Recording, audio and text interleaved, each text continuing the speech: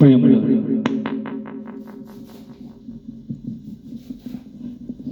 വിശുദ്ധ ബൈബിളിനെ ആസ്പദമാക്കിക്കൊണ്ട് ഞങ്ങൾ സംപ്രേഷണം ചെയ്യുന്ന ഒരു ചാനലാണ് ബൈബിൾ വചനങ്ങൾ എന്ന ഈ ചാനലിൽ കൂടി പഴയ നിയമത്തിലെ ഉൽപ്പത്തി പുസ്തകം മുതൽ പുതിയ നിയമത്തിലെ വെളിപാടിന്റെ പുസ്തകം വരെയുള്ള എല്ലാ അധ്യായങ്ങളും ഉൾക്കൊള്ളിക്കുവാൻ ഞങ്ങൾ ശ്രമിക്കുകയാണ്.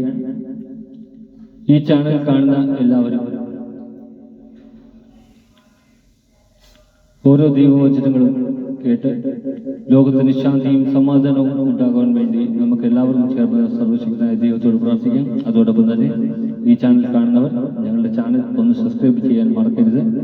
കാരണം സബ്സ്ക്രൈബ് ചെയ്ത് താഴെ കാണുന്ന ബെൽ ഐക്കൺ കൂടി ക്ലിക്ക് ചെയ്താൽ മാത്രമേ എല്ലാ അധ്യായങ്ങളും നിങ്ങൾക്ക് ലഭിക്കുകയുള്ളൂ. അതുകൊണ്ട് നിങ്ങൾ എവിടെയും പ്രാർത്ഥനാ നിർഭരമായ സഹകരണം തുടർന്നും പ്രതീക്ഷിച്ചുകൊണ്ട് ഉൽപ്പത്തി പുസ്തകം 13-ാം അധ്യായം. അബ്രാമും ലോത്തും. അബ്രാം ഭാര്യയോടും സ്വന്തമായ സകലതോടും കൂടി ഈജിപ്തിൽ നിന്ന് നെഗബിലേക്ക് പോയി. ലോത്തും കൂടെ ഉണ്ടായിരുന്നു. അബ്രാമിന് ധാരാളം കന്നുകാലികളും സ്വർണവും വെള്ളിയും ഉണ്ടായിരുന്നു. അവൻ നെഗബിൽ നിന്ന് ബദൽ വരെയും ബദലിനും ആയിക്കും ഇടയ്ക്കുവാൻ താൻ മുമ്പ് കൂടാരം അടിച്ചതും ആദ്യമായി ബലിപീഠം പണിതതുമായ സ്ഥലം വരെയും യാത്ര ചെയ്തു. അവിടെ അബ്രാം കർത്താവിന്റെ നാമം വിളിച്ചപേക്ഷിച്ചു. അവന്റെ കൂടെ പുറപ്പെട്ട ലോത്തിനും ആട്ടിൻപറ്റങ്ങളും കന്നുകാലിക്കൂട്ടങ്ങളും കൂടാരങ്ങളും ഉണ്ടായിരുന്നു. അവർക്ക് ഒന്നിച്ച് താമസിക്കുവാൻ ആ ദേശം മതിയായില്ല. കാരണം അവർക്ക് വളരെയേറെ സമ്പത്തുണ്ടായിരുന്നു. ഒന്നിച്ചും പാർക്കുക വയ്യാതായി. അബ്രാമിന്റെയും ലോത്തിന്റെയും കന്നുകാലികളെ മേയ്ക്കുന്നവർ തമ്മിൽ കലഹമുണ്ടായി. അക്കാലത്ത് കാനാൻകാരും പെരിസ്യരും അന്നാട്ടിൽ പാർത്തിരുന്നു. അബ്രാം ലോത്തിനോട് പറഞ്ഞു, നമ്മൾ തമ്മിലും നമ്മുടെ ഇടയന്മാർ തമ്മിലും കലഹമുണ്ടാകരുത്.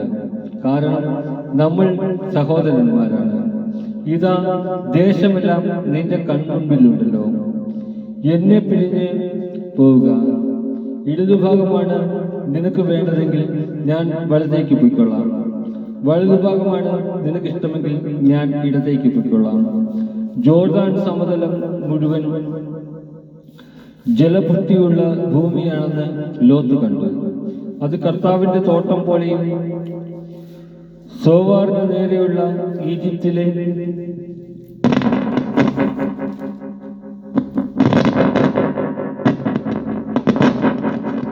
മണ്ണ് പോലെയും ആയിരുന്നു. കർത്താവ് സോദോമും ഗൊമോറയും നശിപ്പിക്കുന്നതിന് മുമ്പുള്ള അവസ്ഥയായിരുന്നു അത്. ലോത്ത് ജോർദാൻ സമതലം തിരഞ്ഞെടുത്തു.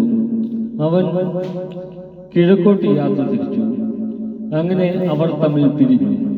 അബ്രാം കാനാൻ ദേശത്ത് താമസമാക്കി. ലോത്ത് സമതലത്തിലെ നഗരങ്ങളിലും വസിച്ചു. അവൻ സോദോമിനടുത്ത് കൂടാരമടിച്ചു. സോദോമിലെ ആളുകൾ ദുഷ്ടന്മാരും കർത്താവിന്റെ മുമ്പിൽ മഹാപാപികളുമായിരുന്നു. അബ്രാം ലോത്തിൽ നിന്ന് വേർപെട്ടതിനു ശേഷം കർത്താവ് അബ്രാമിനോട് പറഞ്ഞു, നീ തലയുയർത്തി കിഴക്കോട്ടും പടിഞ്ഞാറോട്ടും തെക്കോട്ടും വടക്കോട്ടും നോക്കുക. നീ കാണുന്ന പ്രദേശമെല്ലാം നിനക്കും നിന്റെ സന്താന പരമ്പരകൾക്കും എന്നേക്കുമായി ഞാൻ തരും. ഭൂമിയിലെ പൂഴി പോലെ നിന്റെ സന്തതികളെ ഞാൻ വർദ്ധിപ്പിക്കും. പൂഴി ആർക്കെങ്കിലും എണ്ണിത്തീർക്കാമെങ്കിൽ നിന്റെ സന്തതികളെയും എണ്ണാനാകും. എഴുന്നേറ്റ് ഈ ഭൂമിക്ക് നെടുകയും കുറുകയും നടക്കുക. അത് നിനക്ക് ഞാൻ തരും.